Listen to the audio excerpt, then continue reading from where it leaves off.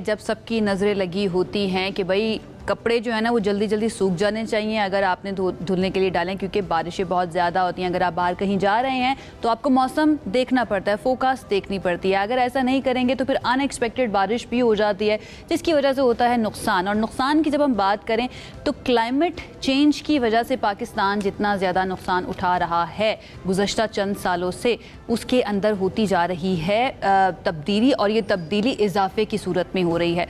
Pakistan economic survey जो आया था उसके अंदर लास्ट ईयर के कुछ नंबर्स हैं कि 2025 से 2026 के अंदर 822 अरब रुपए का नुकसान हुआ है पाकिस्तान को, और तकरीबन 1040 जानें भी गई थी। इस मरतबा क्या तैयारी की गई है, क्या मुख्तलिफ होने जा रहा है? हमारे साथ हमारे जो को होस्ट हैं यहाँ पर तो मौजूद नहीं है, हमने उनको जिस असाइनमेंट पर भेजा था वो असाइनमेंट है NDMA हेड ऑफिस के अंदर। ज़रा उनकी तरफ चलते हैं और उनसे जानते हैं कि वहाँ पर जो हमें इंफ्रास्ट्रक्चर सारा नज़र आ रहा है। मुजम्मिल, मेरे जहन में फ़ौरन से सवाल आया था इसको देखकर कि क्या ये जो पैसा लगा है आवाम का, इसका आवाम को फ़ायदा हुआ है, बेहतरी आई है सिस्टम के अंदर, प्रेडिक्शंस के अंदर, ऑपरेशंस के अंदर या नहीं? मुजम्मिल।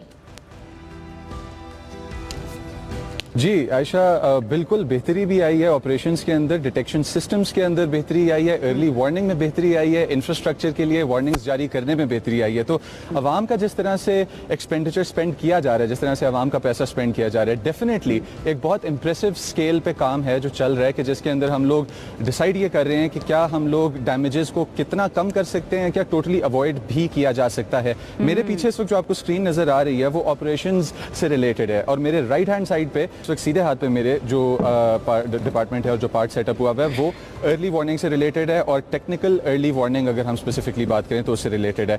इसके अलावा हमारे पास इंफ्रास्ट्रक्चर से रिलेटेड भी पार्ट सेटअप हैं जो बहुत स्पेसिफिक टारगेटेड जो कि मिशंस को लेके इस वक्त चल रहे हैं। बिकॉज हम लोगों ने देखा था कि कुछ साल पहले जो फ्लड्स आए और उन फ्लड्स के अंदर जो हमारा प्रॉब्लम बना वो इंफ्रास्ट्रक्चर की डेवलपमेंट जो की गई थी उसका ख़राब कर दिया गया सारा। फ्लड्स ने बहुत डैमेज किया, जो बिलियंस ऑफ डॉलर्स के वर्थ डैमेज था। विदाउट फर्दर डू हम लोग जाते हैं ज़ारा हसन के पास जो कि NDMA एक्सपर्ट हैं ऑन टेक, और उनसे हम बात करेंगे इस चीज़ के बारे में कि इस दफ़ा प्रिपरेशंस किस तरह से डिफरेंट है, बिकॉज AI गेम में एक मेजर प्लेयर बन के उभर रहा है।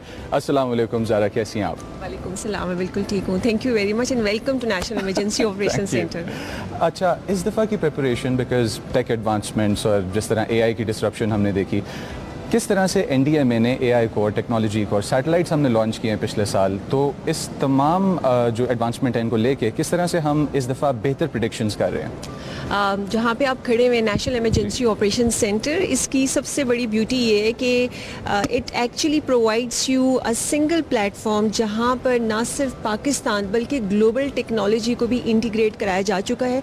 ये जो आप यहाँ पे राइट साइड पे स्क्रीन देख रहे हैं, यहाँ पे कंटिन्यूसली मॉनिटरिंग हो रही है ग्लोबल फिनोमेनस की। जैसे कि आप जानते हैं क्लाइमेट चेंज जो इट इज़ ट्रांसबॉर्डरी नेचर, तो हमने तमाम वो ग्लोबल टेक्नोलॉजीज़, चाहे वो सैटेलाइट्स की हो, रडार की सूरत में हो, AI की सूरत में हो, वो तमाम यहाँ इंटीग्रेट की गई हैं। और उसकी वजह से यहाँ पर वी हैव सम एक्सपर्ट्स, जिसमें AI experts, seismologist, hydrologist, data analyst बैठे हैं। वो उस डाटा को लेके उसको एनालाइज करते हैं, इंटरप्रेट करते हैं और एक एक्शनेबल इंटेलिजेंस डेवलप करते हैं, जो कि आप मेरे पीछे भी एक स्क्रीन देख रहे होंगे, जिसे हम ग्लोबल कॉमन ऑपरेटिंग पिक्चर कहते हैं, जो कि ना सिर्फ पाकिस्तान के लिए बल्कि दुनिया भर के लिए पूरे साल की मल्टी हैज़र्ड पिक्चर प्रेजेंट करता है।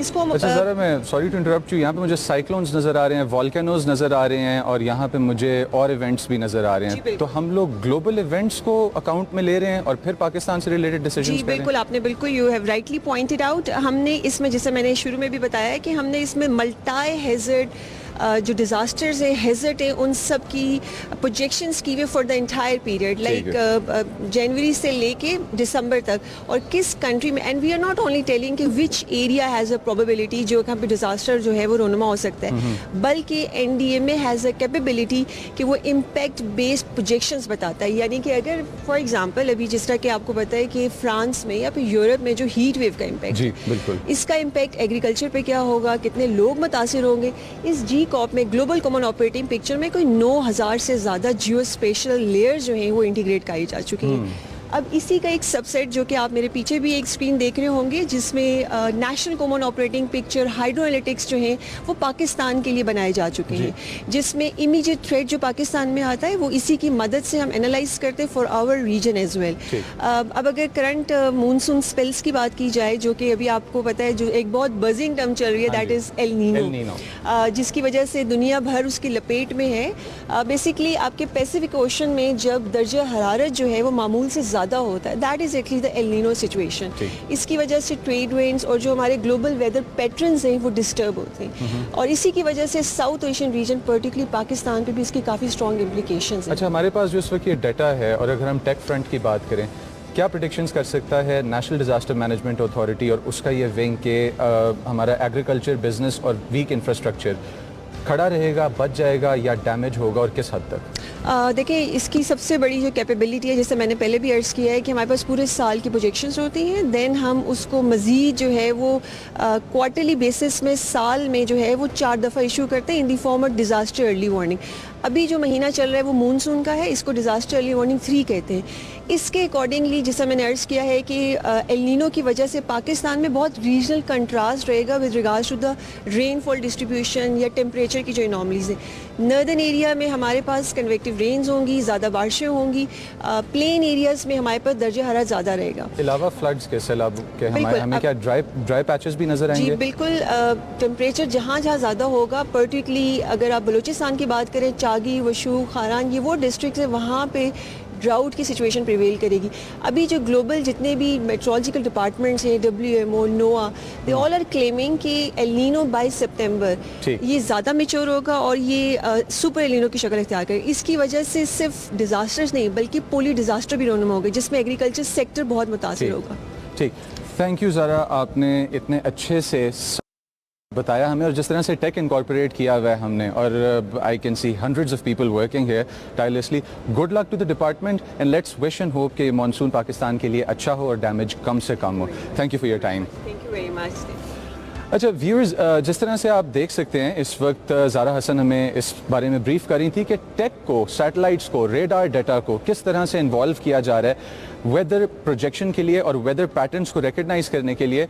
तो हमारे पास इस वक्त 3-4 चीज़ें हैं जो लिस्ट की टॉप प्रायोरिटी हैं। उनमें से एल नीनो एक ऐसा इवेंट है कि जो इस साल एक डेंजर की एक अलार्म है जो बज रहा है इस वक्त इस साल, और वो है क्या? टेम्परेचर का राइज। उस टेम्परेचर के राइज का जो इफेक्ट होगा वो इफेक्ट डायरेक्टली हमारे लोगों के एग्रीकल्चरल एक्टिविटीज़, बिजनेस एक्टिविटीज़ पर ट्रांसलेट करता है। मेरे पीछे जो इस वक्त आपको स्क्रीन नज़र आ रही है, ये वो पार्ट है जिस तरह से अभी ज़ारा के साथ खड़े होकर हमने एक्सप्लोर किया कि टेक की इनकॉर्पोरेशन और वेदर जो कि हमारे पास पैटर्न्स हैं उनकी प्रोजेक्शन किस तरह से की जाएगी और उससे रिलेटेड डाटा किस तरह से फराहम किया जाएगा मुतलका डिपार्टमेंट्स को। ऑपरेशंस और अर्ली रिस्पांस आप मेरे पीछे देख सकते हैं कि उनको मॉनिटर करने के लिए हमारे पास नेशनल लेवल पे तमाम डाटा इन स्क्रीन्स के ऊपर शो किया जाता है जो कि लाइव अपडेट होता रहता है। अब हम बात करेंगे हसन रजा जैदी, NDMA रिप्रेजेंटेटिव हैं फॉर रिस्पांस, और उनसे हम ये जानेंगे कि किस तरह से ऑपरेशंस और रिस्पांस को डील किया जाएगा। अस्सलाम वालेकुम सर, कैसे हैं आप? खैरियत से हैं? ठीक ठाक है? तबीयत ठीक ठाक? अल्हम्दुलिल्लाह। अच्छा, अभी मैम ज़ारा से हमारी बात चल रही थी और उन्होंने बताया कि किस तरह से टेक को हमने इन्वॉल्व किया और इनकॉर्पोरेट किया और उस डाटा को फिर हम डिस्पर्स किस तरह से करते हैं टाइमली कि वेदर से रिलेटेड जो प्रॉब्लम्स हैं उनसे लोगों को आगाह कर दिया जाए। तो ऑपरेशनली हम इस वक्त किस जगह पे खड़े हैं, खुसूसी तौर पे एल नीनो को इन अकाउंट रखते हुए? जी बिल्कुल ऐसे है। आप अगर इस मेरी स्क्रीन की तरफ देखें तो ये हमारा ऑप्सविंग का पोर्टल है। इसके अंदर हम सबसे पहले अपना एनुअल प्लान बनाते हैं जो 1 जनवरी को डिश आउट हो जाता है। इस प्लान में पूरे साल की जो स्ट्रेटेजिक गाइडलाइंस हैं वो दे दी जाती हैं। इसको देखते हुए चारों मौसमों के हिसाब से 4 कॉन्टीजेंसी प्लान्स बनाए जाते हैं। हर 3 का एक प्लान, हर मौसम का 3-3 माह का 4 प्लान्स बनाए जाते हैं। तो फॉर दिस पर्पस 1 जून को हम ये भी इशू कर चुके हैं मानसून कॉन्टीजेंसी प्लान। इस प्लान के अंदर हमारा जो सारा फ्रेमवर्क है वो सारा का सारा मौजूद है। इस प्लान को देखते हुए हमारे जो सेकंड टियर के रिस्पोंडेंट्स हैं, जिसके अंदर सूबा है और डिस्ट्रिक्ट लेवल पे डिस्ट्रिक्ट मैनेजमेंट अथॉरिटीज़ हैं, अपने अपने DDMA और PDMAs ये अपने अपने कॉन्टीजेंसी प्लान्स बनाते हैं और हमसे रिव्यू के लिए हमें भिजवा देते हैं अंडर दीज गाइडलाइंस। इसके बाद हम रिसोर्सेज मूव कराते हैं और ट्रेनिंग करवाते हैं उस एरियाज़ में। इसके अलावा जो ट्रेनिंग के अलावा जो सबसे बड़ी चीज़ है, वहाँ पे हम अपना रिसोर्स मूव कर देते हैं। जैसे मैडम ज़ारा ने आपको बताया कि जिन जिन जगहों पे हमें खदशा होता है कि ज़्यादा सैलाब आएगा या ज़्यादा प्रॉब्लम आना का अंदेशा होता है, उस एरिए में उस तरह का सामान, यानी कि टीम्स आपकी तकरीबन 1 महीना पहले से तैयारी करना शुरू हो जाती हैं। 3 महीने पहले हम 3 महीने पहले ये दिस इज 3 months फर्स्ट जो शुरू हुआ है बनना। और आपका जो ईयरली जो एनुअल आपका प्लान होता है वो हर सीजन का एक एक अलग प्लान होता है। अलग। अच्छा, इसमें जो हमारे होटल्स होते हैं जो बह जाते हैं नॉर्दर्न एरियाज़ के अंदर, हमारे फ्लड प्रोन एरियाज़ में लोग बना लेते हैं बिजनेसेस अपने, हम लोग कहाँ पे हैं अभी एज ए नेशन इनके खिलाफ कोई स्टेप उठाने को कि जानी और माली नुकसान कम से कम हो जाए? हमारी गाइडलाइन पे जो हमारी गाइडलाइंस थी फ्लड 2025 के बाद, उसके ऊपर वफाक ने सारे सूबों को और स्टेट्स आज़ाद कश्मीर एंड गिलगित बल्तिस्तान को ऑफिशियली ऑर्डर किया था कि अपने अपने एरियाज़ का फ्लड प्लान एक्ट बनाए। उन्होंने वहाँ पे अपना अपना फ्लड प्लान एक्ट्स बन गए हैं और वो इस वक्त इम्प्लीमेंटेशन फेज़ में है। उनकी असम्बलीज़ ने पास किया है और अब दोबारा जिस जगह पे एक होटल गिरा है या किसी डिज़ास्टर में आया है, वहाँ दोबारा नहीं बन सकेगा। ये उस कानून साजी का हिस्सा है। ठीक sir, thank you so much. आपने टाइम भी दिया और आपने इतने अच्छे तरीके से हमें बयान भी किया कि किस तरह से 3 महीना पहले वार्निंग्स दी जाती हैं। इन दी एंड क्या आप कोई मैसेज देना चाहेंगे उन लोगों को जो सीरियस नहीं लेते वार्निंग्स को?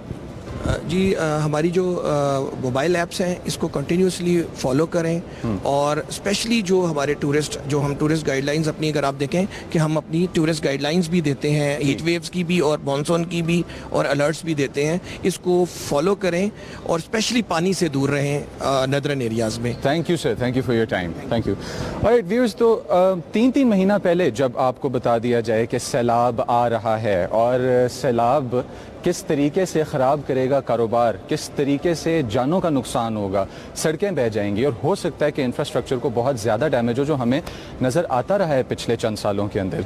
क्या हम ज़हनी तौर पे तैयार हैं? क्या हम ज़हनी तौर पे इन वार्निंग्स को लेने के लिए तैयार हैं? अब यहाँ पे सवाल कोर्ट में आता है अवाम के, लेकिन इस सवाल के साथ अगर हम एक छोटा सा पार्ट मेंशन करते चलें तो वो इंफ्रास्ट्रक्चर रिलेटेड है। और इंफ्रास्ट्रक्चर के लिए हम इनवाइट करेंगे इस वक्त जो हमारे साथ मौजूद, और इनके साथ बड़ा वाइब्रेंट अस्सलाम वालेकुम और वालेकुम सलाम हुआ है जैसे ही मैं इस ऑफिस में आया हूँ। डॉक्टर इमरान खान एक्सपर्ट है इंफ्रास्ट्रक्चर और प्रोजेक्ट डेवलपमेंट पे, इनको वेलकम करते हैं। अस्सलाम वालेकुम सर। वालेकुम अस्सलाम। कैसे हैं आप? शुक्र है। अच्छा, क्विकली ज़रा बताते चलें कि हमारे पास कौन से ऐसे ब्रिजेस, सड़कें, शाहराहें हैं कि जिनको इस फ्लड सीज़न, इस मानसून सीज़न में एब्सोल्युटली अवॉइड करना चाहिए? यहाँ से शुरू करते हैं। जिस तरह इस करंट एल नीनो के सीज़न में मानसून की बारिशें पूरे मुल्क में एक जैसे नहीं है। हमारे नॉर्दर्न पाकिस्तान में, जिसमें आज़ाद जम्मू एंड कश्मीर, गिलगित बल्तिस्तान और खैबर पख्तूनख्वा के कुछ शमाली इलाके, जिस तरह स्वात, लोअर दीर, अपर दीर, चतराल और बाकी इलाके ये शामिल है, वहाँ पे एक तो बारिशों का सिलसिला ज़्यादा हो सकता है। दूसरा, गर्मी की वजह से ग्लेशियर मेल्ट से पानी का बहाव भी ज़्यादा आ सकता है, तो फ्लड का ख़तरा हो सकता है। इन इलाकों में पुल, शाहराए, जो डेंसली पॉपुलेटेड स्ट्रक्चर्स है उनको ज़्यादातर अवॉइड करना चाहिए। ठीक है, यानी कि अगर छुट्टियां मनानी है तो ये सीज़न नहीं है छुट्टियां मनाने का, या इससे आगे या इससे पीछे कम से कम थोड़ा वेट करें, कम से कम थोड़ा सा वेट कर लें। डॉक्टर साहब, बहुत शुक्रिया, आपने वक्त निकाला और आपने इतने अच्छे तरीके से एक्सप्लेन किया, थैंक यू। राइट व्यूअर्स, तो अगर आपने अपनी वेकेशंस प्लान करनी है तो ख्याल से प्लान कीजिएगा। NDMA, PDMA और DDMA की तमाम तर डिटेल्स आपके पास इंटरनेट अगर एक्सेस है तो वो मौजूद होंगी, और आपके पास ऐप्स भी हैं, आप डाउनलोड कर सकते हैं, जिसके अंदर नेशनल डिजास्टर मैनेजमेंट अथॉरिटी की ऐप है, उसको डाउनलोड करें, वार्निंग्स चेक करें। अपनी फैमिली को जब आपने नॉर्दर्न एरियाज़ में लेके जाना है या किसी भी ऐसे मकाम पे लेके जाना है कि जहां आप पिकनिक या एंजॉयमेंट का प्लान कर रहे हैं और वो दरियाओं के करीब है, तो सेफ रहिएगा, वार्निंग्स चेक करके जाइएगा। ये है सबसे आगे लाइव, और हम आपको आ रहे हैं live straight from national disaster management authority headquarters Islamabad में। इसी के साथ चलते हैं एक शॉर्ट ब्रेक पे और आपसे मुलाकात होती है